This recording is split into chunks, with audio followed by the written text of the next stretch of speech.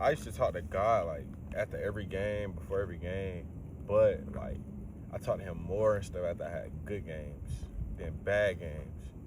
And so then I had to realize like you playing for him like regardless you have a good game or a bad game.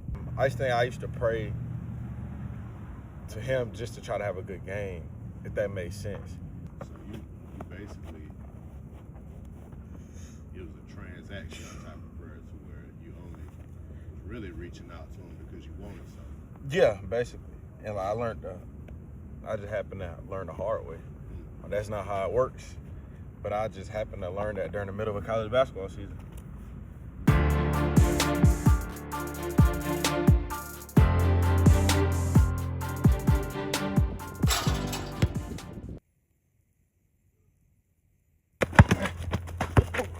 Good move.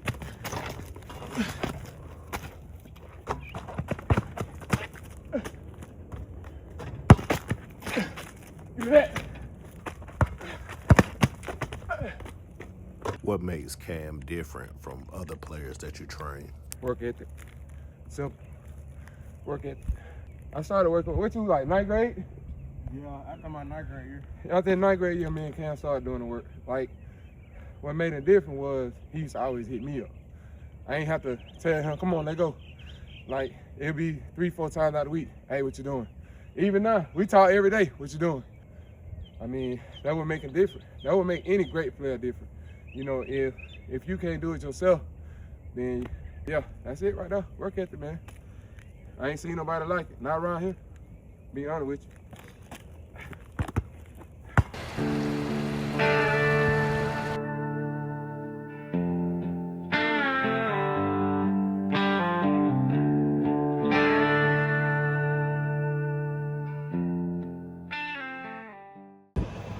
At first, being away from home, it was kind of like, I was kind of homesick, you know. But being around my teammates, though, made it fun. And being around a winning program made it fun, too. Being a basketball player and student, it wasn't hard at all. You know, really just go to your workouts, go to your class. Our whole campus, like, all knew who we were, like, whether you played or you didn't.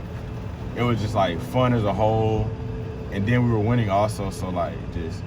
You go to class, we go to practice, have a game, and then on the weekends, like, you know, we just hung out with each other, have fun. The transition for me was just the physicality and not the speed of the game, but really like the speed of the players. Like, I was getting bumped like every single day, like I was getting hit in my chest. So I had to start doing push-ups like every single day, like to really catch up to the strength of the college game. My freshman year, I was third string point guard in rotation, so we only played like a 10-man rotation, so I wasn't in a rotation.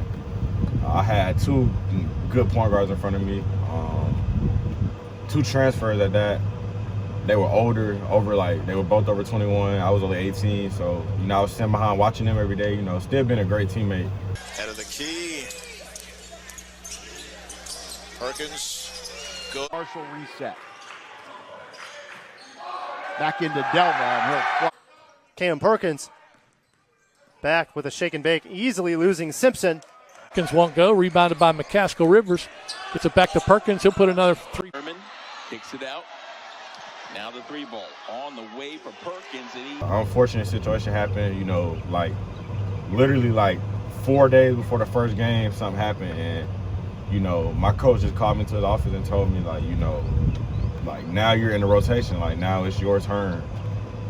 It was some games, like, you know, I have 13, some games I had 10. You know, I try to stay between that 8 and 13 range. And the players I had around me was probably the best team I ever played on, so. Get it in. Here's Perkins. Perkins driving all the way off the glass. Good. 2:49. 8 minutes to go. Perkins! spins, cut off. Back to Perkins, step back three. Out, White comes down with it. Perkins pulls up from three. Bottoms. To Perkins. Perkins for three. Perkins three. Oh, nice look inside for German. German kicks out to Perkins. 3 on the shot clock. Perkins for 3. 2 for 2. Actually, winning the conference as a freshman felt crazy because the type of team we had, we knew we was going to come back home with something. Like we lost to Georgia College. We was number 2 seed, and we lost to Georgia College in the regular season, and we knew that had entered our chance for like a regular season title. So we really went back to the drawing board, went on like a 7-game win streak, won the tournament, and we lost by like 3 points in the national tournament, NCAA tournament, like round of 32. Offense was 4 points. Cam Perkins for 3 at the top. He has 15, and John St. Germain, as we mentioned, led the team with 14 as there's a steal and an easy left-hand bucket. Grant, backdoor bounce pass, and they throw in the corner. It's Perkins for 3, and he got it. Perkins driving in. Perkins goes up strong. Perkins. Now off to Cam Perkins for 3. Good. He's got Kennedy to his left. Instead, elects to move it towards the basket. Passes it here to Grant, and what a... I feel like coming at Aiken my sophomore year was a no-brainer off the fact of why wouldn't you want to come back to a winning culture? You know, playing as a freshman, some games I played like 25 minutes as a freshman. So, you know, coming back in it as a sophomore, you know, I was looking forward to just, you know, having it as my team and, you know, leading another team to another championship. Yeah, my sophomore year, I felt like it was more mentally exhausting than anything, you know. It was some stuff that I didn't understand, but, you know, I just prayed and just, you know, had to go about my day sometimes, you know, still being engaged with my team. And then, you know, when I got out, I got hurt for the rest of the year, you know, that was like the most mentally exhausted I've ever been in my life. I felt like I was trying to pray I felt like sometimes I tried to talk to him last year just so I could have a good game. And then when I wasn't having a good game, I really was stuck. I was at a standstill for real. I didn't know. Then when I got hurt, like, I really didn't know what was going on. For real. I was just like, dang, like, ain't nothing going right. But I felt like wasn't nothing going right for me. And then end up, like, me being hurt end up being, like, it was saving my, like, mental. Because I wasn't happy, like, playing. So, like, when I got hurt, that's when my headspace got, like, right. Like, that's when I really became happy. Like, not that I was hurt, but I became happy because, like, I was finding my peace of mind. My decision to enter the transfer portal was, you know, for me, it was like, you know, playing in a different system, more catered to me. You know, it's all about opportunity and all about fit. So I felt like going to another school who really had the system that I liked, that really could help me flourish. Like, you know, that's really what I was looking for in the portal.